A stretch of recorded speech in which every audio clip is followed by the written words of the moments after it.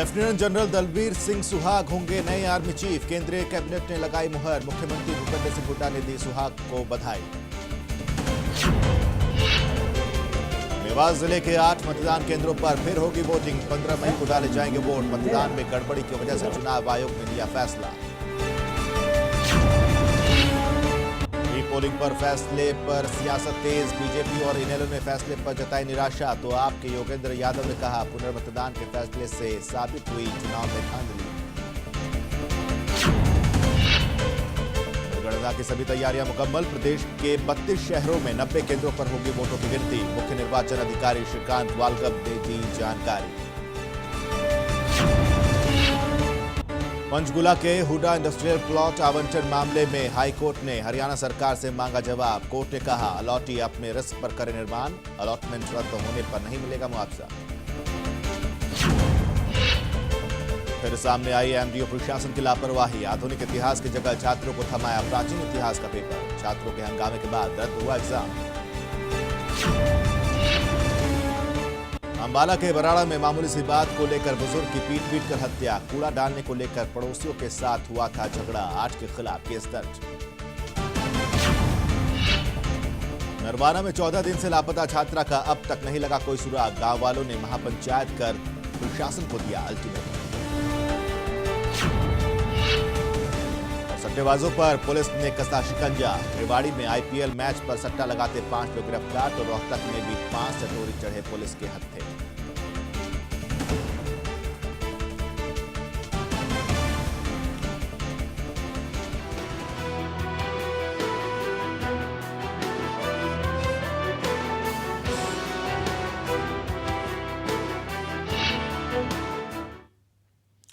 Exit polls के जो आंकड़े सामने आए हैं उसमें कहीं ना कहीं इस बार हुए रिकॉर्ड वोट प्रतिशत का भी अहम योगदान है, जो कि 1984 में अब तक का रिकॉर्ड वोट प्रतिशत था। पर इस बार देश की जनता ने पिछले सारे रिकॉर्ड को तोड़ दिए। लोकसभा चुनाव के आखिरी चरण के मतदान के साथ ही पूरे देश में मतदान खत्म हो गया। साथ ही एक रिकॉर्ड भी बन गया, रिकॉर्ड सबसे ज्यादा मतदान का। इस चुनाव में अब तक का सर्वाधिक मतदान प्रतिशत की अगर बात करें, इस बार के चुनाव में अब तक का सबसे ज्यादा 66.38% मतदान रिकॉर्ड किया गया, जबकि पिछला सर्वाधिक मतदान 1984 में दर्ज किया गया था, जब 64.01 मतदाताओं ने अपने मताधिकार का इस्तेमाल किया था। वहीं एग्जिट पोल के जो आंकड़े सामने आ रहे हैं, जिसमें एनडीए को बहुमत दिखाई दे रहा है, उससे भी ये साफ जाहिर होता है कि वोट प्रतिशत इस बार बड़ा है। उससे नतीजे भी कहीं ना कहीं चौंकाने वाले होंगे, ऐसा देश की जनता भी मानती है। इस बार मोदी आना ही चाहिए। क्यों आना चाहिए? क्योंकि अब कुछ चेंज चाहिए हम लोगों को भी। कांग्रेस को पिछले 10 साल से देख रहे हैं, तो कुछ चांस एक बार बीजेपी को भी देना चाहिए। तो एग्जिट पोल के बारे में क्लियर ही शो कर रहा है कि नरेंद्र मोदी का लहर है और मोदी ऑब्वियसली पीएम बनने जा रहे हैं। उसमें एनडीए को पूर्ण बहुमत मिल रहा है। एग्जिट पोल में तो साफ दिखाई दे कि कांग्रेस अब खत्म होने को आ गई है। अब की बार मोदी सरकार। तो अब बस इंतजार 16 मई का है, जब नतीजे सबके सामने होंगे और इस बार के एग्जिट पोल्स कितने सटीक साबित होंगे ये भी पता चल जाएगा। Bureau report, focus Haryana. जी, अपने आप में कई सवालों के जवाब आ जाएंगे कि आखिर इन एग्जिट पोल की विश्वसनीयता कायम रहती है, बरकरार रहती है या टूटती है। खैर, इधर हरियाणा बीजेपी के तमाम नेता न्यूज चैनल्स के एग्जिट पोल्स से गदगद हैं, जबकि कांग्रेस के नेता एग्जिट पोल पर कुछ भी कहने के मूड में नहीं है। सर्वे बिल्कुल ठीक है, लोगों की आवाज़ बिल्कुल ठीक है। आवाज़े खलक नकारे खुदा, ये तो एक आदेश जनता ने दे दिया है और 16 तारीख को बिल्कुल खुलकर आएगा। भारतीय जनता पार्टी के नरेंद्र मोदी देश के प्रधानमंत्री बनेंगे, पूर्ण बहुमत से बनेंगे, बहुत मजबूत सरकार बनेगी और ये सरकार हिंदुस्तान का कायाकल्प कर देगी। कांग्रेस देश की जनता ने जो ये चुनाव लड़ा है, ये हर बात से ऊपर उठकर देश की जनता ने चुनाव लड़ा है और आने वाली 16 तारीख को एनडीए पूर्ण बहुमत से 300 से भी ज़्यादा सीटें लेकर ये सरकार बनाएंगे और भाजपा की अकेले ये 300 सीटें आएंगी और ये सरकार बनना निश्चित है। जी रितेश जी, एक सवाल आपसे मेरा कि ठीक बोल उलट होते अगर एग्जिट पोल कुछ और दिखा रहा होता, भाजपा चुप होती और कांग्रेस बोल रहे होते? बिल्कुल बिल्कुल उलट होते और नेता गदगद जो हो रहे हैं वो लगभग उसी तरीके की चुप्पी धारण किए होते जी। जिस तरीके की चुप्पी इस पर कांग्रेस और यूपीए की सहयोगी दलों की पार्टियों के नेताओं ने धारण कर रखी है। लेकिन बड़ी विचित्र स्थिति है। हमने देखा कि एक पॉपुलिस्ट और पॉपुलर सेंटीमेंट कुछ आपने लोगों के आम लोगों के बाइट सुने जिन्होंने कहा कि मोदी की लहर है, मोदी की वेव है। लेकिन हमारी यहाँ पर बात इन एग्जिट पोल की विश्वसनीयता, इनकी सटीकता, इनको कराए जाने के ढंग तरीकों को लेकर हो रही है। और बड़ा सवाल यह है कि इनकी उपयोगिता क्या है, किसके लिए है। क्या कुछ मीडिया हाउसेस, टेलीविजन चैनल्स अपने टीआरपी, अपने दर्शकों की संख्या को बढ़ाने के लिए इस किस्म के एग्जिट पोल जिनकी कोई और उपयोगिता हमारे पूरे जमहूरियत और डेमोक्रेटिक फॉर्म ऑफ पॉलिटिक्स में नहीं है, उसको अंजाम देते हैं। तो ये कुछ बड़े सवाल है, दिलचस्प सवाल है। प्रोफेसर मुखर्जी, मैं आपके पास आना चाहूँगा। काफ़ी समय से हमारे साथ जुटे हुए हैं। उत्सुकता, दर्शकों की उत्सुकता और वोटरों के मन में क्या है, इस चीज़ को दिखाने की कोशिश है। कहीं ना कहीं ये पूरा खेल एक तमाशे का खेल है, क्योंकि मीडिया खुद अपनी विश्वसनीयता लगातार खोता जा रहा है। इस चीज़ का जिक्र प्रोफेसर देवेंद्र शर्मा ने प्रोग्राम के पिछले हिस्से में लिया था। तो क्या समय आ चुका है कि अब कुछ करेक्टिव मेजर लेने होंगे, अपनी इज्जत अपने हाथ, मीडिया को देखना होगा कि उसकी विश्वसनीयता क्या इस किस्म के हथकंडों से, जो कि उनको एक ज़्यादा संख्या में दर्शक तो देती है लेकिन उनकी क्रेडिबिलिटी, उनकी विश्वसनीयता पर सवाल खड़े करती है, क्या वो तो कम नहीं हो रही है? ये कुछ गंभीर सवाल है जिनको एड्रेस करना शायद अब जरूरी हो गया है।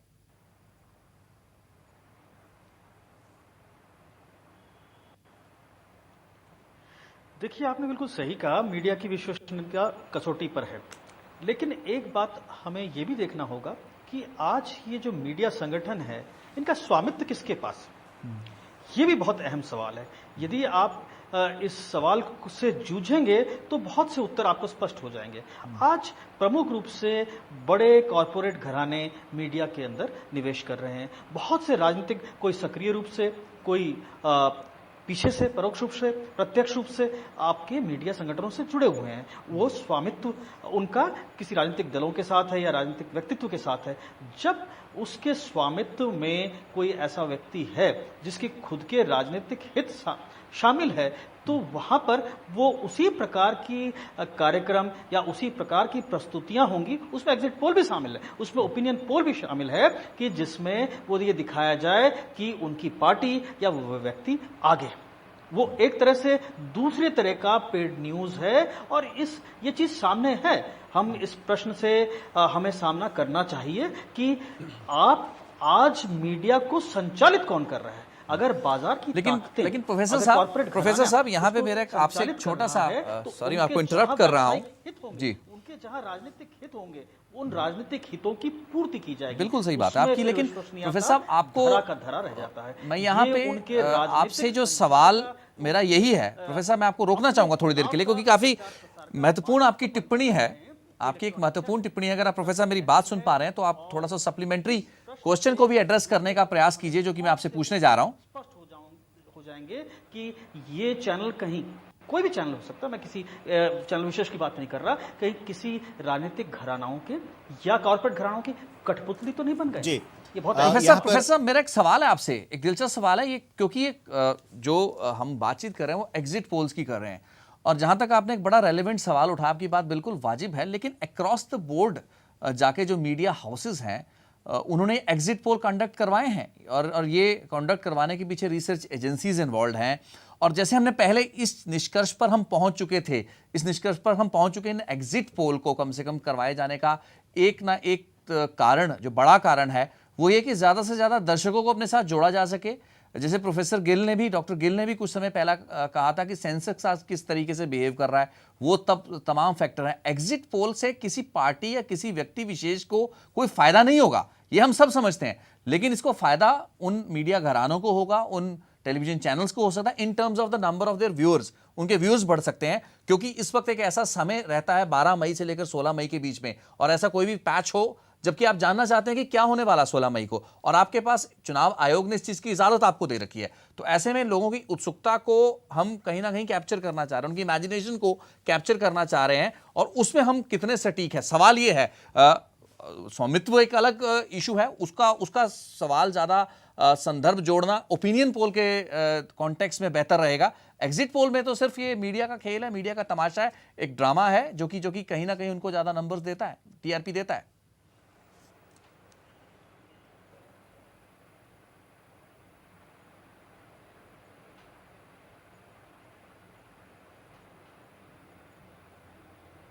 शायद प्रोफेसर साहब तक बात नहीं पहुंच पाई। छतर सिंह जी, आप कुछ कहना चाहेंगे?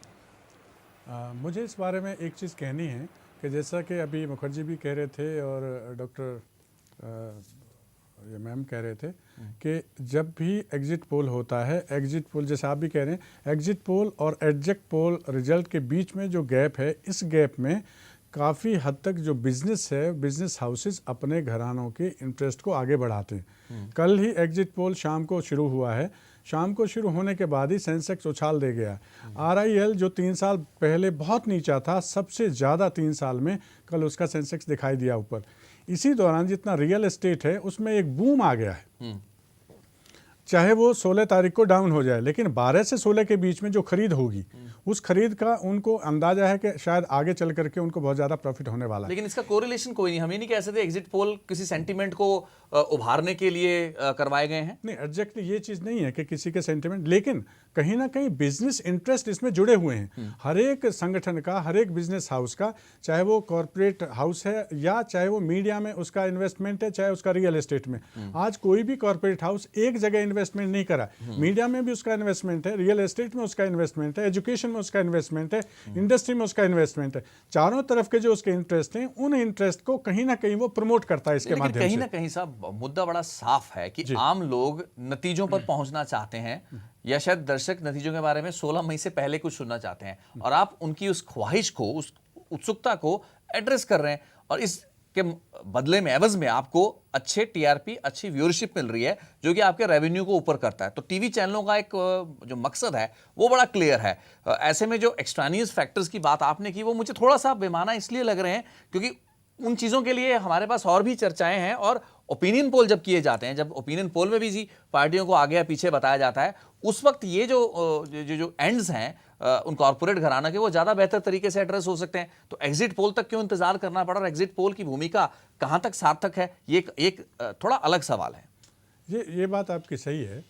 कि एग्जिट पोल में सिर्फ मीडिया का जो रोल है वो हम निश्चित करने के लिए, वो सब हम डिस्कस करने के लिए यहाँ पर हैं। लेकिन इस एग्जिट पोल की आड़ में जो कुछ भी हो रहा है, एग्जिट पोल क्यों कराया जा रहा है, बेसिक क्वेश्चन ये है। क्या एग्जिट पोल से हम असली चीज को, एग्जैक्ट पोल को हम ले आते हैं? क्या हम वही सब चीज दिखा रहे हैं? 2004-2009 में हम ये मान चुके हैं कि हमारे जो एग्जिट पोल रिजल्ट्स हैं वो सही साबित नहीं हुए। उसके बावजूद भी हम सब ये देख रहे हैं। क्यों? क्योंकि हमें इसमें कहीं ना कहीं बिजनेस हाउसेज का इंटरेस्ट दिखाई देता है। वो अपने इंटरेस्ट को पूरी तरह से सक्षम रूप से सक्सीड हो जाते हैं प्राप्त करने में। तो एग्जिट पोल का जितना भी फायदा बिजनेस हाउसेज को होता है, टीआरपी बढ़ाना या चैनल्स को बढ़ाना एक चीज है, लेकिन उसके पीछे का जो लाभ है वो लाभ हमें दिखाई नहीं देता। लोगों को डुगडुगी बजा करके एक चैनल सुबह से शाम तक ये जो करते रहते हैं, सभी चैनल्स के सब लोगों को उस पर जोड़ा हुआ है, और जोड़ने का नतीजा ये होता है कि उनका ध्यान उस तरफ रहे, लेकिन उसकी आड़ में जो कुछ भी पीछे हो रहा है, जो इकोनॉमिक इंटरेस्ट, जो बिजनेस इंटरेस्ट, जो मार्केट इंटरेस्ट उनके सर्व किए जा रहे हैं, उसका ध्यान किसी की तरफ नहीं जाता। तो इसलिए मेरा मानना यह है कि जो एग्जिट पोल हैं, वो एग्जिट पोल कहीं ना कहीं हमारी इकोनॉमी, हमारे बिजनेस को कहीं ना कहीं लाभ या नुकसान पहुंचाने के लिए हैं। 12 से 16 तक देवेंद्र जी ने बिल्कुल सही कहा था। क्यों नहीं हम इंतजार कर सकते 12 से 16 तक? ऐसी क्या आफत आ गई है कि क्या 4 दिन कोई जो जनता है वो जानना चाहती है, आज ही जानना चाहती है कि उसके इलाके का कौन एमपी होगा? हम इंतजार कर सकते हैं, हम सरकार बनने का भी इंतजार कर सकते हैं, और अब से पहले हुआ भी है। लेकिन जो मीडिया हाउसेज हैं, वो मीडिया हाउस सिर्फ एक मीडिया हाउस नहीं है, उसका जो इंटरेस्ट है वो मल्टीफेरियस है।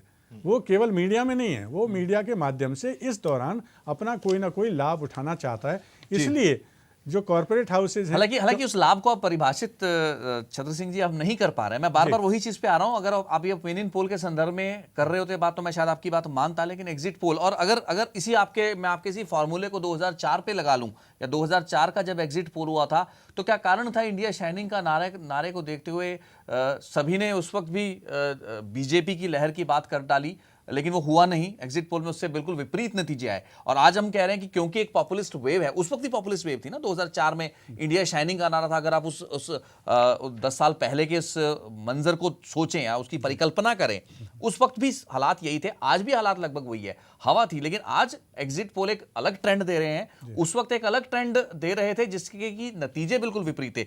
डॉक्टर राजेश गिल, मैं आपसे थोड़ी सी इंटरवेंशन चाहूंगा इस मौके पर, एक रिसर्चर की भूमिका और आज ऐसे एग्जिट पोल जिनको कहीं ना कहीं हम सैंपल सर्वे, एक पुख्ता रिसर्च मेथडोलॉजी के जरिए कंडक्ट किए हुए इन एग्जिट पोल का हवाला देकर हम अपनी विश्वसनीयता को स्थापित करते हैं और 2 या 3 दिन में अगर नतीजे सही नहीं होते इन एग्जिट पोल के मुताबिक तो विश्वसनीयता पर डेंट लगता है, मीडिया की विश्वसनीयता नीचे जाती है। ऐसी परिस्थिति में आपको क्या लगता है कि बचाए रखने वाली चीज कौन सी है? मीडिया की विश्वसनीयता बड़ा फैक्टर है या आपको लगता है कि रिसर्च मेथडोलॉजी को ज़्यादा पुख्ता किया जाए? क्योंकि लोग, प्रोफेसर छतर सिंह जी या प्रोफेसर मुखर्जी या प्रोफेसर देवेंद्र शर्मा जितने भी पैसिमिस्टिक क्यों ना हो, मैं आज भी ये मानता हूं कि लोग ये जानना चाहते हैं कि 16 मई को क्या नतीजे आने वाले हैं और वो समझना चाहते हैं। शायद यही कारण है कि टीआरपी बढ़ रही है, लोग उस चीज़ को देखना चाहते हैं। सिर्फ एड्रेस ये किए जाने की जरूरत है कि वो सटीक नतीजों पर आप पहुंचे, आपके जो भी आपके एग्जिट पोल कहें वो सच्चाई के करीब से करीब हो। ये एक बड़ी चीज है जिस पर कि हमें पहुंचने की कोशिश या प्रयास करना चाहिए। डॉक्टर राजेश गिल। देखिए, ये इसमें कोई शक नहीं है कि लोग ये जानना चाहते हैं, उनको क्यूरियोसिटी है कि 16 को क्या रिजल्ट आने वाला है, कौन सरकार बनाने जा रहा है। लेकिन इसी चीज़ का फ़ायदा उठा रहा है मीडिया हाउसेस। और जैसे फिल्म्स बनती हैं तो वो कहते हैं कि हम वही चीज़ दिखा रहे हैं जो कि ऑडियंस देखना चाहती है, चाहे वो गलत हो या सही हो। यहाँ भी मैं सोचती हूँ कि लोगों की उत्सुकता को, एंजाइटी को यूज़ किया जा रहा है और अपनी टीआरपी बढ़ाई जा रही है, क्योंकि रिसर्च मेथडोलॉजी जो होती है वो कोई इस तरह से साइंटिफिक एंडेवर नहीं होता। जो मीडिया हाउसेस हैं, जो रिसर्च ग्रुप्स हैं, वो बायस्ड हो सकते हैं और रिसर्च मेथडोलॉजी भी बायस्ड हो सकती है। जैसे बड़ी हैरानी की बात है कि सारे जो मीडिया हाउसेस 5-6 लोगों ने जो एग्जिट पोल के रिजल्ट्स दिए हैं, वो सभी में एनडीए को मैक्सिमम मिल रही हैं सीट्स और कांग्रेस को, यूपीए को कम मिल रही हैं और अदर्स में बहुत ज़्यादा है। In comparison to UPA, others की जो सीट्स हैं वो काफ़ी ज़्यादा है। इसे एनालाइज क्यों नहीं किया गया? जब आज एक जो वोटर है हमारा, वो इतना मैच्योर हो चुका है कि हमारे यंग वोटर्स भी आ गए हैं। जो फैमिलीज़ हैं, ज़रूरी नहीं है कि एक फैमिली कहती है कि हम सब बीजेपी को डाल रहे हैं या कांग्रेस को डाल रहे हैं तो वो सारे कांग्रेस को डाल रहे हैं, ऐसा नहीं है। आज की सिचुएशन में different members of one family may be voting for different parties and different candidates. इस चीज़ को रिसर्चर्स ने कैसे कैप्चर किया है? मुझे ये लगता है कि इसमें रिसर्च मेथडोलॉजी का क्वेश्चन नहीं है। मीडिया हाउसेस ने वो पेश किया है जो वो पेश करना चाहते थे। एक रिसर्चर भी ऐसा कर सकता है, मुझे वही दिखता है जो मैं देखना चाहती हूँ।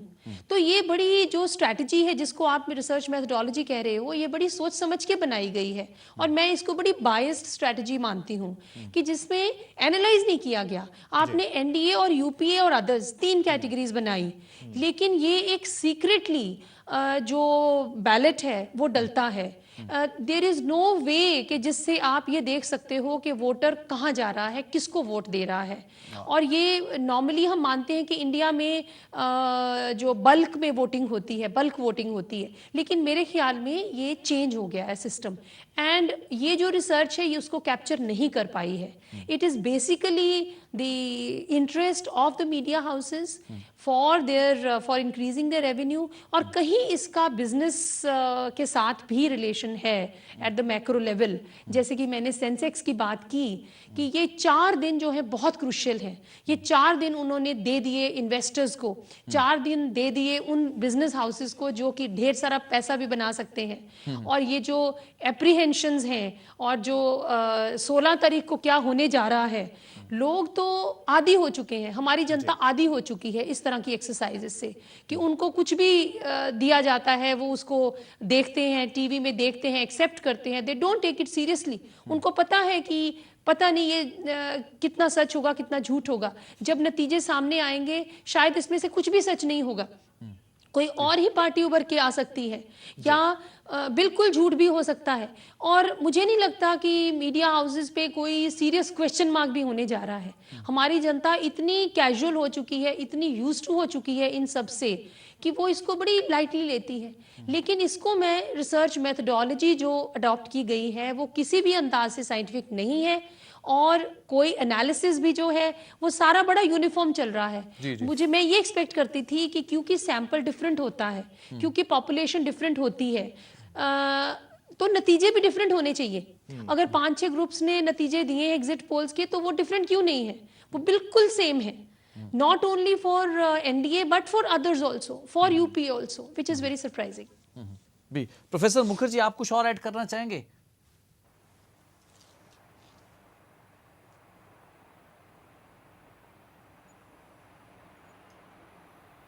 क्या प्रश्न रिपीट करेंगे? जी, मेरा कोई प्रश्न नहीं था, मैं तो आपसे जानना चाहूंगा कि आप कुछ और टिप्पणी करना चाहेंगे इस पूरी बातचीत पर।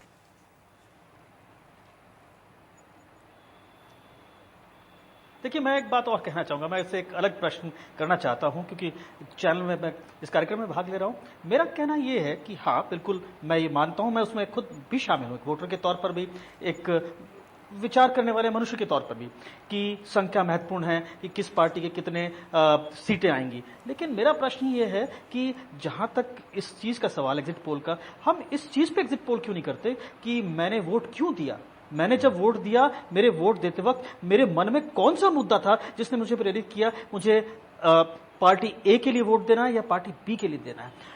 हमारा सारा, यानी कि मीडिया घरानों का, चाहे वो प्रिंट मीडिया हो चाहे इलेक्ट्रॉनिक मीडिया का, हमारा भी तो फोकस केवल संख्या होकर रह गया है। हम चुनाव के अभियान के दौरान तो प्रश्न पूछते हैं कि कौन कौन से मुद्दे महत्वपूर्ण हैं, किन बातों की आपको दिक्कतें हैं, वैसे लेकिन जब वो सवाल भी एग्जिट पोल की पूछने बात हमने बंद करते कर दिए हैं, हैं। हम उसमें केवल संख्या पर ही क्यों आधारित कर देते हैं कि किसकी कितनी सीटें आएंगी, वो किन।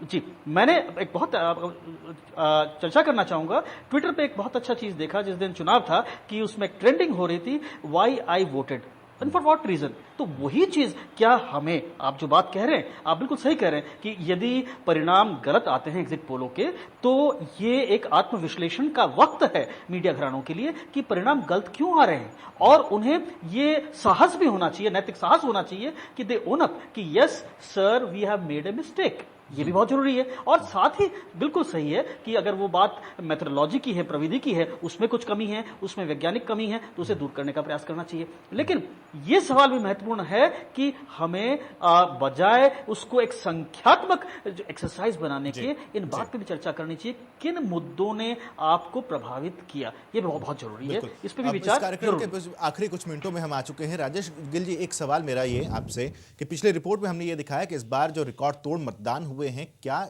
ये मानकर चला जाता है कि अधिक मतदान होना यानी कि बदलाव के संकेत, क्या इस तरह की चीजें भी आप जोड़कर देखती हैं कि इस एग्जिट पोल को, इसको भी एक एजेंडा बनाया गया?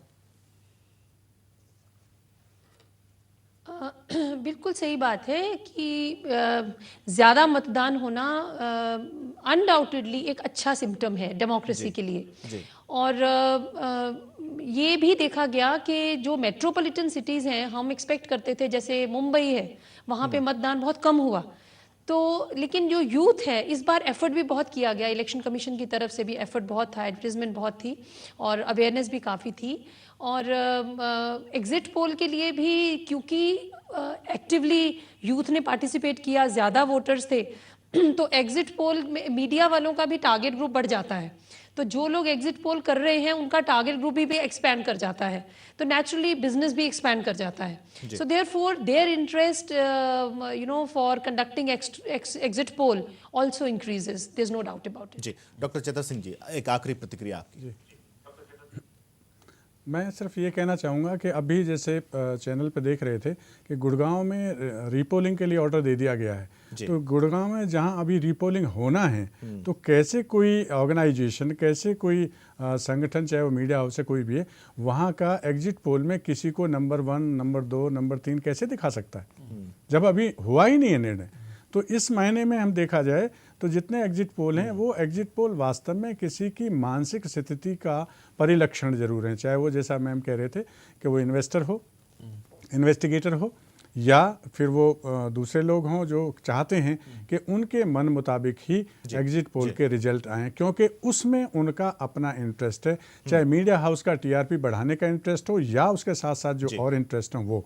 लेकिन ये जो एग्जिट पोल है, ये एग्जिट पोल साइंटिफिक नहीं है। कोई भी इस चीज़ का दावा नहीं कर सकता कि रैंडम सर्वे से या सैंपल सर्वे से वो सच्चाई को सामने ला सकता है। और वैसे भी जो एग्जिट पोल हैं वो चूँकि 2 बार पहले सही साबित नहीं हुए हैं, इसलिए कोई संभावना दिखाई नहीं देती है कि जिस तरह से मीडिया ने एक हवा बनाई थी 2014 का जो एग्जिट पोल है वो किसी हद तक सच्चाई के नज़दीक भी होगा। जी रितेश जी, एक आखिरी सी प्रतिक्रिया आपसे यहाँ लेना चाहूँगा। जिस तरीके से हरियाणा में जो रीपोलिंग की बात सामने आई कुछ सीटों पर, तो ऐसे में क्या इस एग्जिट पोल का कुछ असर उस पर पड़ेगा, कुछ मतदाताओं की मानसिकता पर? माफ कीजिए, आप एग्जिट पोल के असर की बात कर रहे हैं टुवर्ड्स? जिस तरह से हरियाणा में कुछ जगहों पर रीपोलिंग होनी है 15 तारीख को, क्या इस एग्जिट पोल का कुछ असर उस पर पड़ेगा? जी सर्टनली, लेकिन वो जो जिन इलाकों में रीपोल होना है वो एक बहुत छोटा सा इलाका है या छोटे से इलाके हैं जो कि छोटी मोटी पॉकेट्स हैं, लेकिन ये सब चीज़ें देखने वाली होंगी। अगर फाइट और कॉन्टेस्ट जितने करीबी रहे तो हम कह सकते हैं कि इन चीज़ों का भी असर सर्टनली पड़ेगा, उसमें कोई दो राय नहीं है। लेकिन बड़ा सवाल यही है कि जो दिखता है या जो व्यूअर चाहता है मीडिया हाउस उसको परोसने की कोशिश करते हैं। लगभग उसी भेड़चाल में ये भी कवायद है, एग्जिट पोल की कवायद है। और जहाँ तक मैडम ने कहा उसकी जो रेपरकशंस हैं, जो इम्प्लीकेशंस हैं, वो काफ़ी ज़्यादा गहरी है, क्योंकि इसके साथ सेंसेक्स जुड़ा हुआ है। कुछ ही दिन में कई निवेशक करोड़ों रुपया का मुनाफा सेंसेक्स में ज़्यादा पैसा लगाकर कमा चुके होंगे, जिस तरीके से सेंसेक्स लगातार उछल रहा है। तो ये सब कुछ और डायमेंशंस हैं जिनको कि और थोड़ा गहराई में देखें तो क्या नई चीज़ें निकलें। लेकिन बड़ा सवाल आखिरी सवाल मीडिया की विश्वसनीयता पर है, क्योंकि 2 या 3 दिन में सभी चीज़ें बात होगी। और सबसे महत्वपूर्ण बात देखने वाली वो यही रहेगी कि जो एग्जिट पोल के नतीजे हैं, सबसे ज़्यादा करीबी कौन सा एग्जिट पोल रहा उन नतीजों के, और कोई ऐसा एग्जिट पोल था भी जो रहा, या ये सिर्फ एक हाइप है, एक पॉपुलिज्म को केटर करने की और उसको एड्रेस करने की कोशिश थी, जिसमें तमाम मीडिया हाउस और रिसर्च एजेंसियां जो इन एग्जिट पोल में शामिल हुई उन्होंने अपना योगदान महज दिया। बिल्कुल, इस चर्चा में एक बात निकलकर सामने आ गई जो स्पष्ट तौर पर है कि मीडिया ने अंधेरे में एक तीर चलाया है। वो तीर किसका कितना सटीक बैठता है ये देखने वाली बात होगी, लेकिन सटीक बैठे या न बैठे सवाल तो मीडिया के विश्वसनीयता पर उठेंगे। और सबसे बड़ी बात साकेत, एक और थोड़ा सा इंटरप्ट करना चाहूंगा, नतीजे आने के बाद शायद लोग इन एग्जिट पोल को भूल जाएंगे। तो ऐसी परिस्थिति में उस आत्मचिंतन जिसकी हम बात कर रहे थे वो शायद थोड़ा सा बेमाना हो जाएगा, क्योंकि एग्जिट पोल के बाद नतीजे क्या रहते हैं क्या नहीं रहते हैं लोग एक अलग नजरिए से देखेंगे। और इन एग्जिट पोल की शेल्फ लाइफ जिसे कहते हैं बहुत कम होते, 2 या 3 दिन की बात है, उसके बाद शायद कोई इनके बारे में बात तक नहीं करेगा, उन लोगों के अलावा जिनके एग्जिट पोल या तो बहुत सही आए होंगे वो बहुत सटीक होंगे। बिल्कुल। और सुशील कुमार शिंदे ने भी कहा था कि भारतीय लोग भूल बहुत जल्दी जाते हैं, इसलिए इस चीज को एक रिवाज के तौर पर भी देखा जा रहा है। तमाम खास मेहमानों का बहुत बहुत शुक्रिया। अब हर किसी को इंतजार है कि आखिर क्या ये एग्जिट पोल एग्जैक्ट पोल में तब्दील हो पाते हैं या फिर एग्जिट पोल बनकर ही रह जाते हैं। हमारी चर्चा में शामिल होने का बहुत बहुत शुक्रिया आप सभी का। दीजिए इजाजत, नमस्कार।